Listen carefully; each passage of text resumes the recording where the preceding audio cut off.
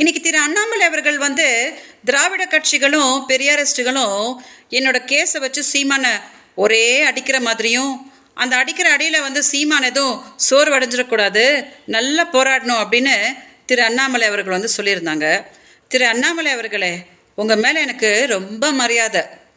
உங்கள் ஃப்ரெண்டு சீமான் ஒன்றும் ஈழத்துக்காக போராடியோ இல்லை கச்சத்தீவை மீட்ட போயோ ஒன்றும் கேஸ் வாங்கலை.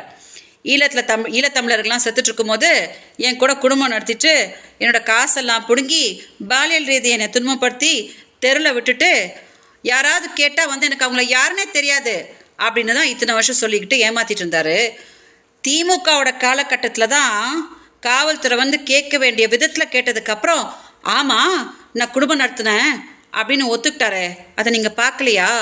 அதை விட உலகமே காரி துப்புற மாதிரி அவ ஒரு பாலியல் தொழிலாளி அப்படின்னு சொன்னாரு. அதை நீங்கள் பார்க்கலையா?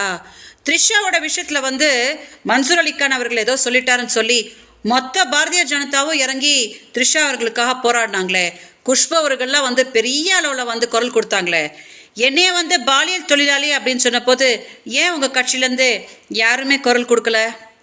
இதில் எந்த அரசியலும் இல்லை அண்ணாமலை அவர்களே.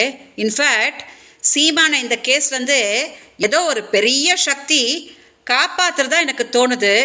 அதனால தான் திராவிட கட்சிகளும் பெரியாரிஸ்டுகளும் பாவம் பாதிக்கப்பட்ட விஜயலட்சுமி இன்னும் ஏமாறக்கூடாது அப்படின்னு எனக்காக நேர்மையாக குரல் கொடுத்துட்ருக்குறாங்க.